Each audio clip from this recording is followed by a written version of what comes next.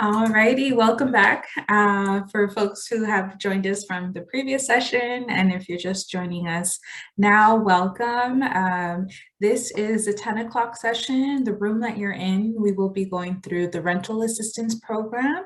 However, if you are interested in the ADU session, accessory dwelling units, there is a different link, and we will go ahead and put that in the chat. Thank you, Troy. So if you're interested in that session to learn about ADUs, please go to that link. So thank you for that. And if you are interested in rental assistance programs, you are in the right place. So we will go ahead and get started. We are joined by our friends over at Neighborhood Services, George Montano, who will be presenting on the rental assistance program. Thank you so much. And we also have Benita DeFrank as well. Hand it on to you all. Hi, thank you. Good morning. I just wanted to, for those who are maybe new to this, this session weren't with us earlier, I just wanted to give you an overview. I'm Benita DeFrank. I'm the Neighborhood Services Director for the City of Pomona. The Neighborhood Services Department consists of 3 divisions: the housing services, which is our grants, our home grants, and this community development block grant, or CDBG. And we do all the first-time home buyers, home improvements, and community grants. And then our housing authority, which you'll learn a little bit more about today from George, which our rental assistance, all of our rental assistance programs, as well as our homeless services programs, are within the housing authority. Then we have community services, which does the park programming. So I will now turn it over to George Montano. He's our housing authority manager. He's going to just give you an overview of all the programs we have, which have grown significantly in the past year. Just we've seen a lot of growth, and so he's going to give you an overview of the different programs we have to offer and how to access those dollars. Thank you, George. Thank you, Benita. Good morning, everybody. My name is George Montano, and it is my privilege to serve as the Housing Authority Manager for the City of Pomona. Next slide. So today I will be talking to you about the different programs and services that the Pomona Housing Authority provides. There is 3 main responsibilities under the Housing Authority, and that is to administer rental assistance programs, provide homeless services, and act as the housing successor agency. So at the end of the presentation, of course, we will provide you with the information on how to contact us. Next slide. So a little overview of the Housing Authority. The Housing Authority's mission is to provide safe, decent, and sanitary housing conditions for very low-income families and to manage resources efficiently. The PHA is to promote personal, economic, and social upward mobility to provide families with the opportunity to make the transition from subsidized to non-subsidized housing. The Housing Authority has been in operation since 1993, primarily receives funding from Housing and Urban Development, and the City Council sits as the governing board for the Housing Authority. And then it also has a responsibility to administer the federal rental assistance programs authorized by the U.S. Housing Act of 1937. Recently, the Housing Authority received the Moving to Work designation, where it is given the opportunity to create opportunities for the program participants. There are 3 statutory requirements under the Moving Work, and that is to streamline operations, expand housing opportunities for the families, and create family self-sufficiency programs. It also provides homeless services, and again, serves as the housing successor agency. Next slide. These are the list of the programs that the Housing Authority provides. These are rental assistance programs primarily funded by HUD. You have the Housing Choice Voucher, which is formerly known as Section 8. And then the Family Self-Sufficiency Program is a subset of the Housing Choice Voucher. And then we also have special purpose vouchers that assist veterans, disabled families, foster youth, and then we also just recently received an award for emergency housing vouchers to assist homeless at risk of homeless, domestic violence victims. And then also we receive funding through our Continuum of Care for permanent supportive housing.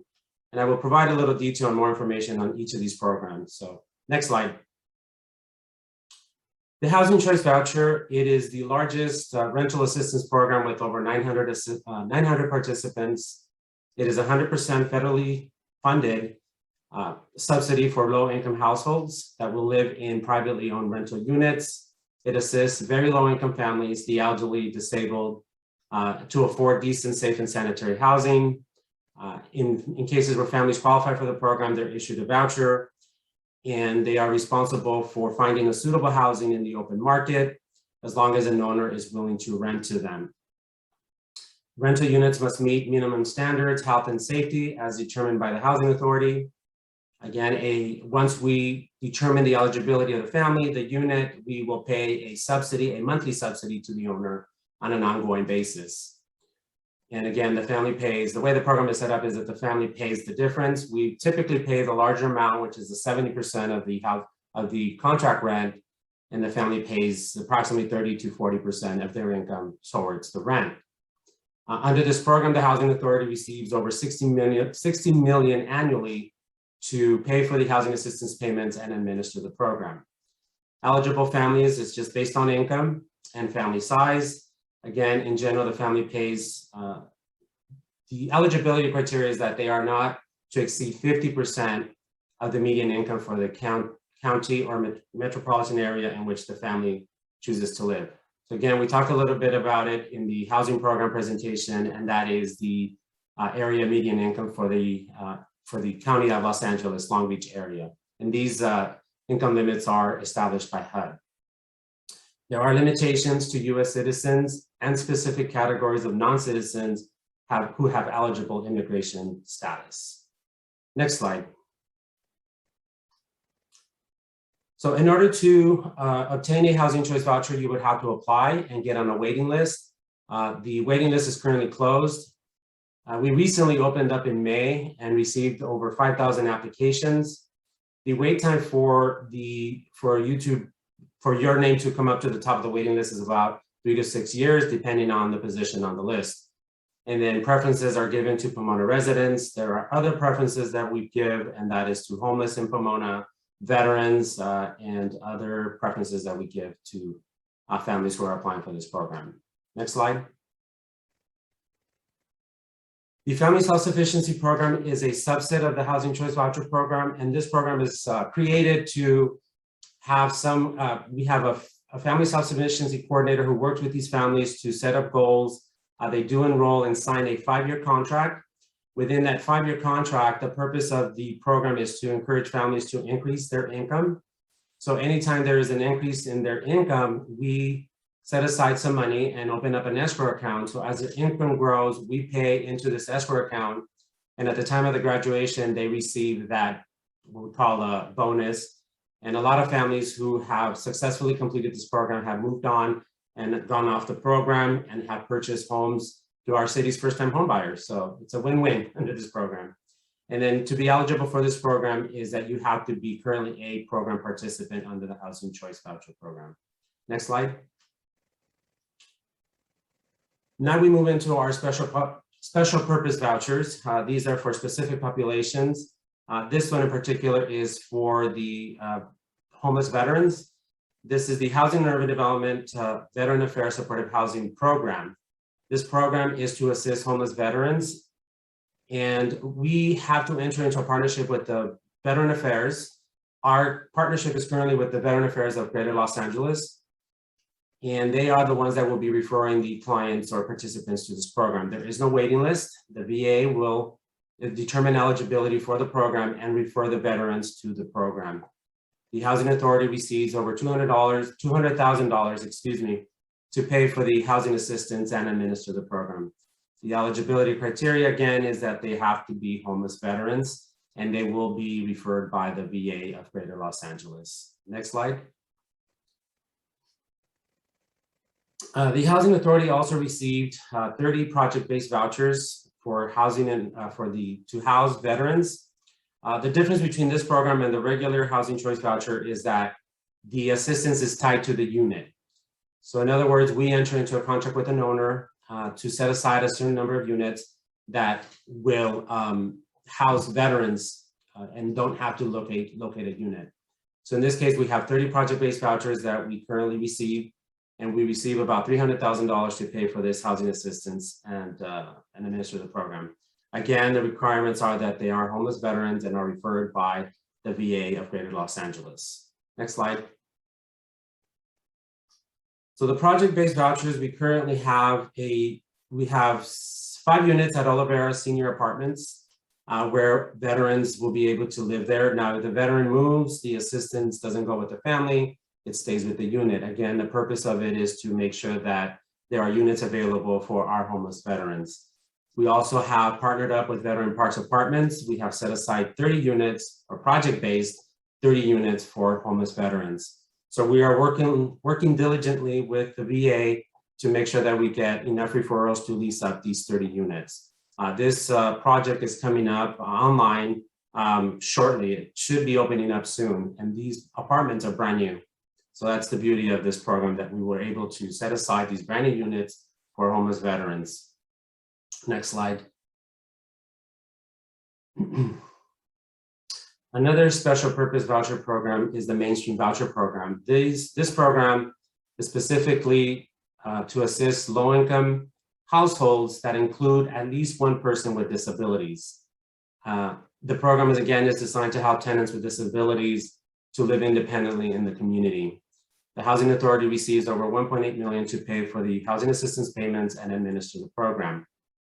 The requirements are that they must meet the Housing Choice Voucher Program eligibility requirements and families that include a person with disabilities. So they will need to apply and get on the Housing Choice Voucher waiting list and indicate that they have someone in the household who is disabled in order to get the preference for this voucher.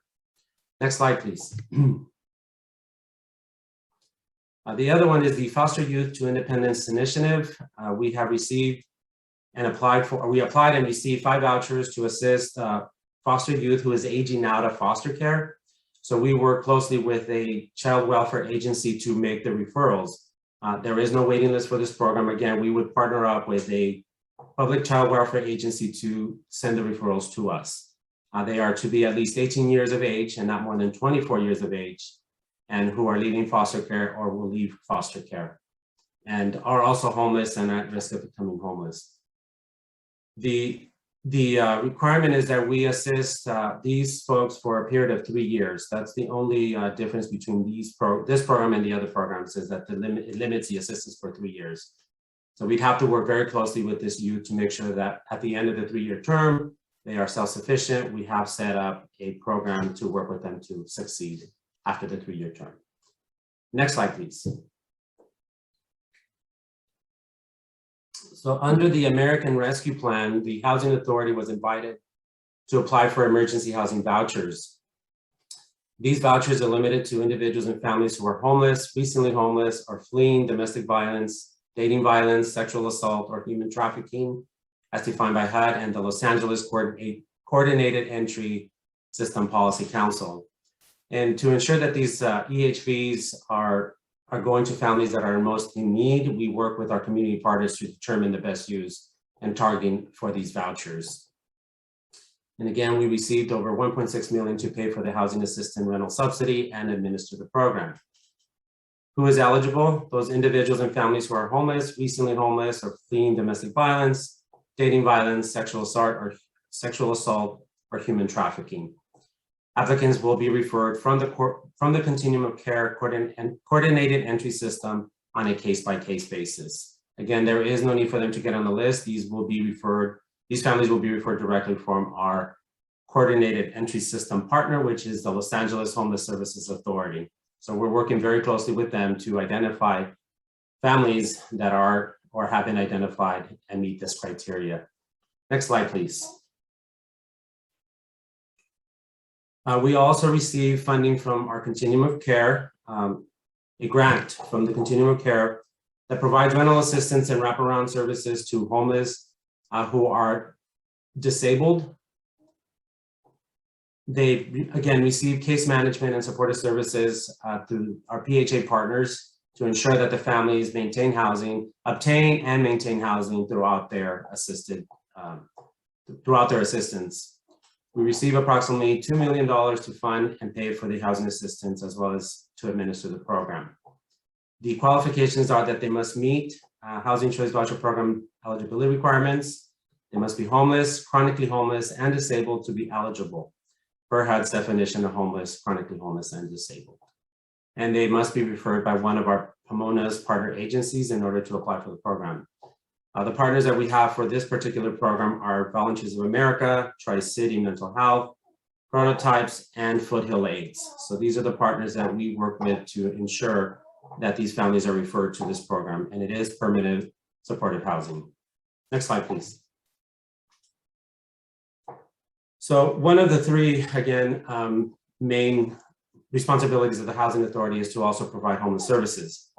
The City of Pomona plans, coordinates, and organizes strategies to assist the city's homeless population in collaboration with other public and private organizations. The City of Pomona created a way home community solutions for Pomona's homeless. So it is a robust strategic plan that the city put together in collaboration with residents, stakeholders, and community input to ensure that the homeless population receive the services that they need. And again, the city serves as a liaison for homeless issues at the local, regional, and county and state levels.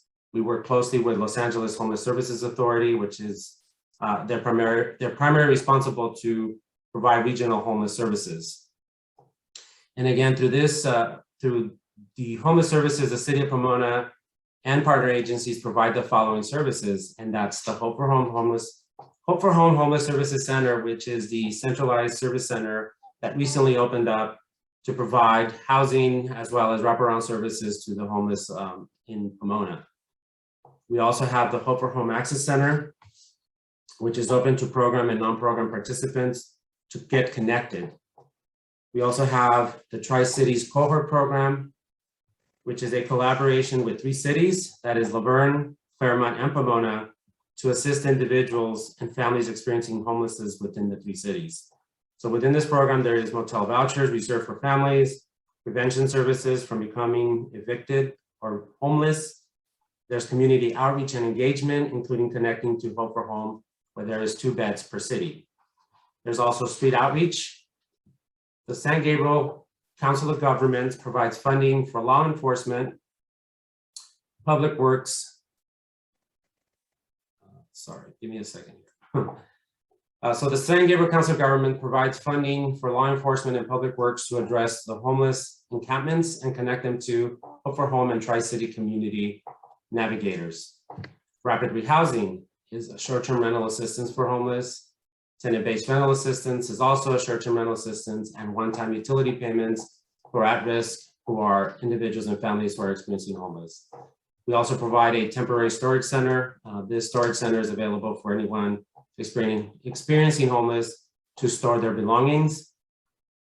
There's also a prevention and diversion program, which is funded by the San Gabriel Valley Council of Governments to provide short-term financial assistance to pay for legal services, credit repair, rent arrears, and anyone at risk of becoming homeless. Next slide, please. So the third responsibility that the Housing Authority has is to act as the housing successor agency. In 2011, the former redevelopment agencies in the state of California were dissolved. At that time, the Housing Authority and the housing assets, housing obligations, and housing functions of the dissolved redevelopment agency were transferred to the designated housing successor entity. The City of Pomona City Council designated the City of Pomona Housing Authority as the housing successor agency to serve as a successor housing agency for the purpose of managing the affordable housing obligations and assets of the former redevelopment agency. So the Housing Authority, because of the dissolution, the Housing Authority owns and operates several properties throughout the city, and they are set aside for low-income families. Next slide, please. So that is an overview of the programs and services that the City of Pomona Housing Authority provides. Here is our information if you would like to contact us and receive any information on any of the programs that we administer. Next slide. Any questions? And you can go back to the previous slide, so you can leave it up for anybody who would want to contact us. Thank you.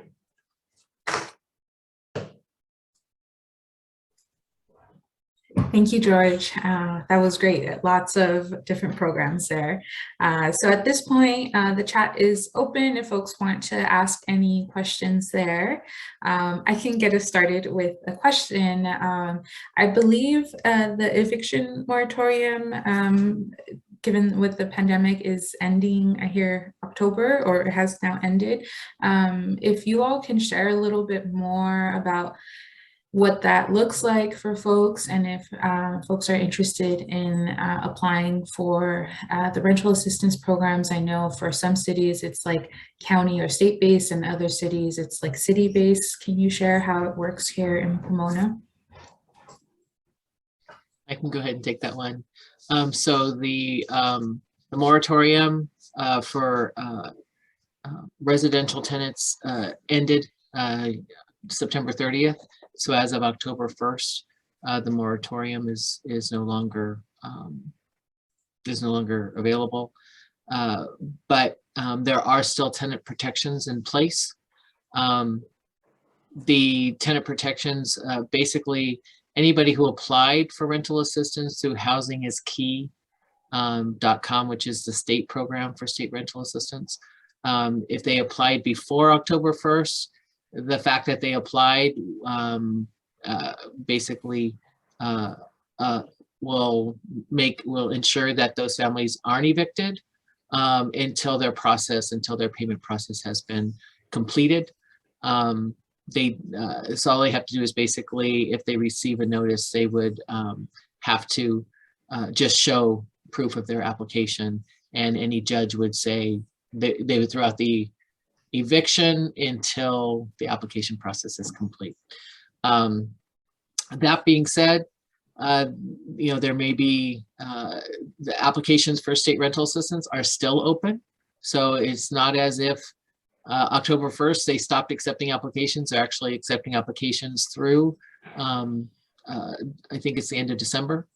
So if somebody still has either rent or utility arrearage back to April of 2020, they can still apply, and I would encourage them to do that. The only thing is, after, it may not stay the eviction process, but we haven't heard yet, because it just happened yesterday that the eviction moratorium ended after over 18 months. So I'm sure there's going to be a lot more information that comes out. I do want everyone to know that we have neighborhood legal services is housed in City Hall every Monday and Wednesday. Do you have the times there? How they're there? I think you know what, I'll post those. I'll have to run over and take a look at I'm in the office today. But anyway, so if there is an eviction that occurs, or somebody receives that type of paperwork, we do have legal services, and if we need to, we'll look to expand those services. And I know that there are other entities within the city of Pomona. I know POC is working with Stable Housing LA. So there's different entities that are working on this, but the big takeaway is, if you have arrearage, still apply, even though the moratorium is ended, because you can still get that paid.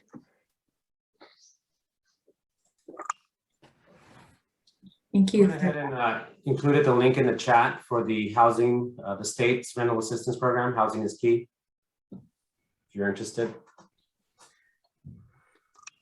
Thank you. That's helpful. A follow-up question, and again, I encourage folks to ask other questions in the chat as well, but I heard that for the rental assistance programs through the state, that you would be able to receive services even if you are undocumented. Is that true? Do you know? I believe so. I don't think that there was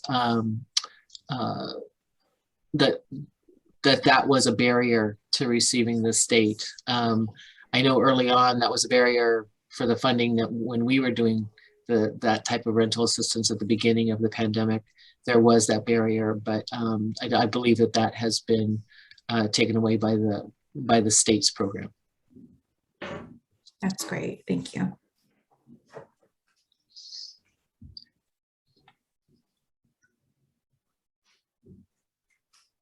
Any other questions from the group? Folks are invited to unmute themselves if you'd like to do that as well.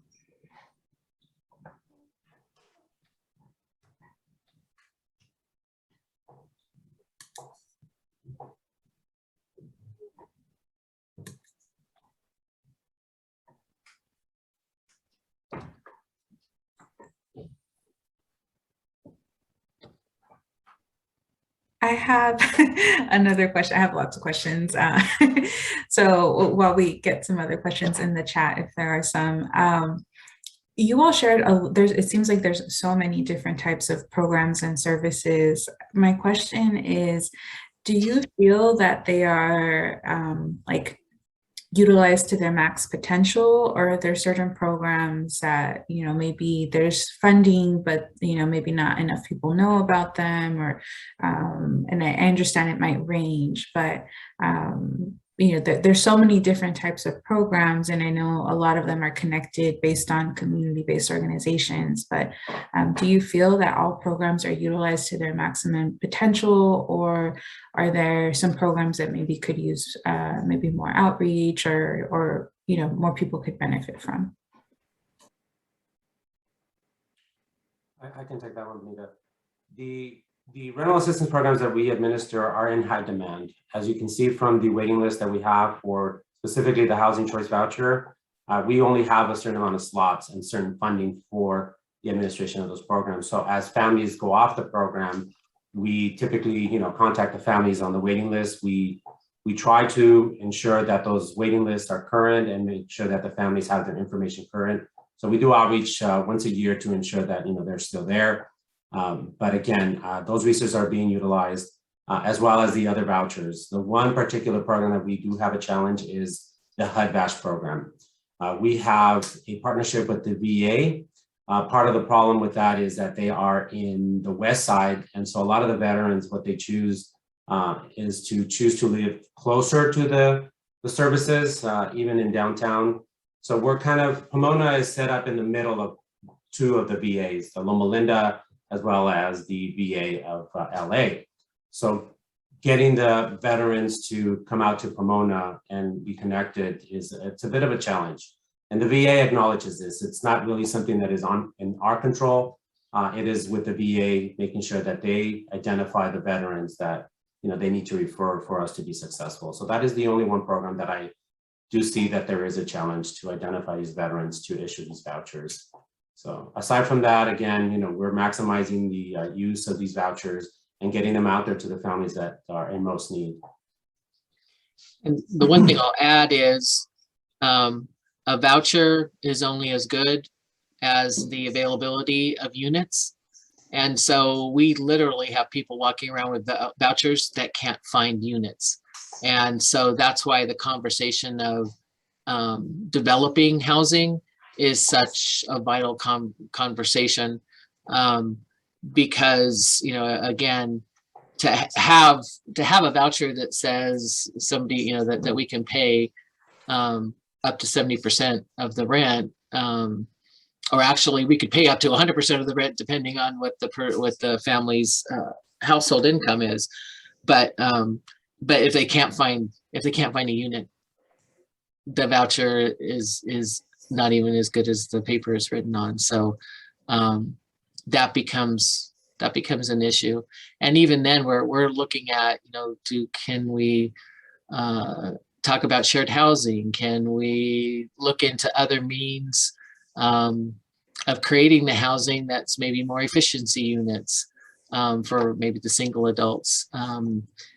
Do we look at the housing that we have within the Housing Successor Agency and turn those all over and to whether like project-based or something along those lines. So we're looking at all options to see what's best, but that becomes a barrier. It's housing itself, the availability of housing itself becomes a high barrier to housing.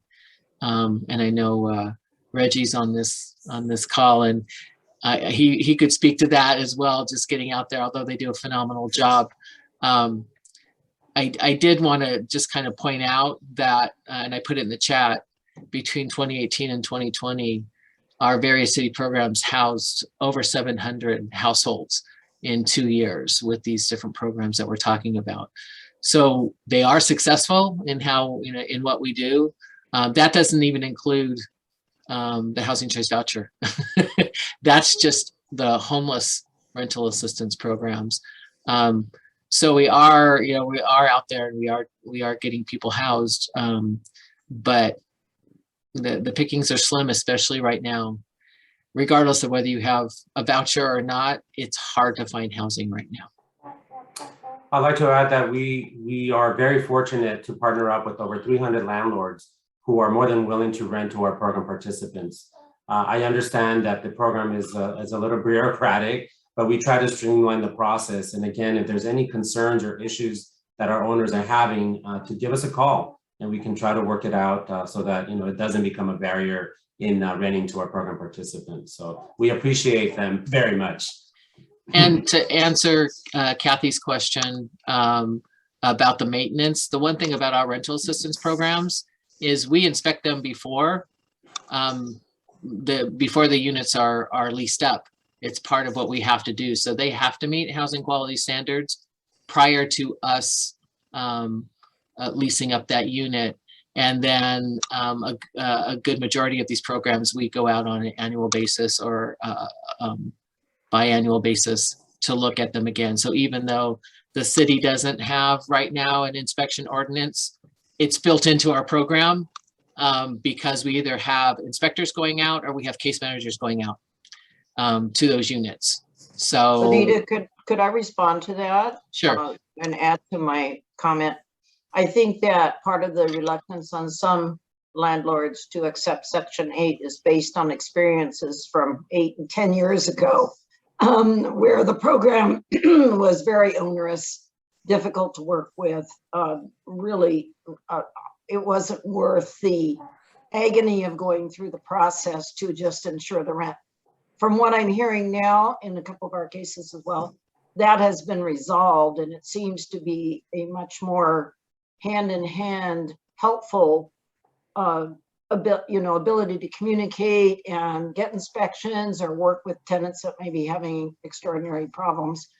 That hopefully that has receded, and you've increased by doing that, you've increased your available stock. Yeah, we've also been able to, with a lot of these programs, provide landlord incentives. So that, because sometimes the time between somebody looks at the unit and the time we're actually able to go through all of this, there's money that's lost. And so we're able to look and see how we can incentivize the program on both sides, entrance and exit. So if there's a problem with an exit, that we can look to, with different funding that we have. So we are listening, and George has done a wonderful job of coming in and just taking a look at where we need to fine tune our programming, because we can't do this alone. I mean, we could have millions and millions and millions of dollars. It doesn't do any good unless we can get it out there in the community, and unless we get people housed with it. We just end up turning it back over to HUD, and that doesn't help our community. So whatever we need to do to increase the access to these funds, and work with as many partners as we need to do that, and to stabilize. That's the big thing. It's not just about a monthly rental check. It's about stabilizing a family that may have historically not been stable for whatever reasons. And so this is the first steps to that stability. And we take that very seriously, and we make sure, and our partners are very serious about making sure families are stable and moving forward, and that it's a permanent it's a permanent solution for families that they don't end up back on the streets, especially with our homeless programs.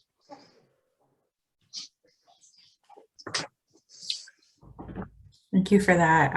Yeah, it makes me think a lot about what was said earlier, how I believe you said 48% of the, housing units are rental units. So there's houses for rent, just getting that connection with the landlords to open up that availability for folks with these programs. So, and we have a couple coming online, which is nice.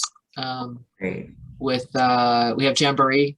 I forget how many units that is. I want to say 60 something, 64 units Wow. of affordable housing. Cesar Chavez Foundation is looking to build, and I think they're getting closer to getting their funding in place. National Corps is looking to build. So we have a couple of big projects coming online, and what we have done now, we've moved our a philosophy where before we didn't look at project-based. Now we're looking at project-based because we see that it's a way to ensure that Pomona families get housed. Because our waiting lists, we have a Pomona priority. So we can actually project-base a voucher and make sure that a Pomona family is housed as part of that process. Now we only get, I think it's like 5 vouchers a year or 8 vouchers a project, or I forget what the parameters are, but whatever the limitations are, we're maximizing to ensure that the families that in most need in Pomona get access to those new units. To how we're able to do that is through project-based. So to add to that, we do have a partnership with Jamboree as well as Cesar Chavez to have them set aside some units for our program participants. So these are long-term contracts that we enter with the owners at a minimum of 15 years. So these units will be available for our families. And again, it's a tool to provide permanent housing for low-income families and special populations. I'd like to chime in. Good morning, everyone. This is Reggie. I want to say that one of the things that we have done recently is have landlord engagement forums to get our landlords in the city to understand what our programs are about and how we connect with our participants and follow up with them, as I mentioned yesterday on the forum yesterday.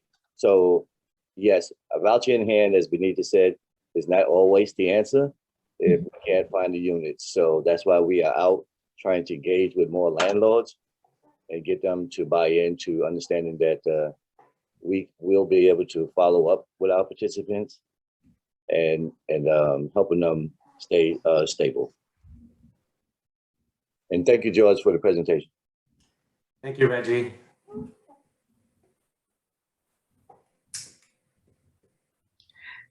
Looks like we have a question here. If you folks can clarify. Oh, I see. You put the response there. So project-based vouchers are attached to units, whereas tenant-based voucher is attached to the household and can move out from Pomona. So thank you, Benita. Yeah. So we, I forget, it's how many percentage, but the one thing that when it comes to vouchers in general, we don't, this is the first, 2020 was the first year, and as long as I can remember, and I've been doing this for a very long time, I think George has been doing it longer than I have, that HUD even gave us new vouchers. And before that, any new voucher we had meant that unfortunately somebody had to pass away to make that voucher available, or somebody had to leave the program, whether it was they purchased a new home, or that maybe that they weren't adhering to the regulations, and a voucher was given back that way. But you're not talking a lot of vouchers a year. And so, you know, that the turnover, and when we do project-based, they have to come out of that turnover. It's not like we get new vouchers to create these project-based. So we have to balance our 5,000 person waiting list with project-based, and that's why it's about 5 a year. That's what we've dedicated. It's, you know, I forget what it was, like every 6th voucher or something along those lines that we can dedicate to project-based. But it's a change in philosophy, as I said before. If you'd have asked me that 5 years ago, I would have said, no, we don't do project-based. But then we realized that we were, we had a better chance of creating affordable housing for Pomona families by doing project-based for new construction. Because yeah, new construction is, that's the one that goes really quickly. And sometimes it's not Pomona families that get there, that get in those units first. So we wanted to at least give our families a little bit of a head start. Thank you. Thank you for sharing that. All righty, well, we just have a few more minutes if there's any last questions.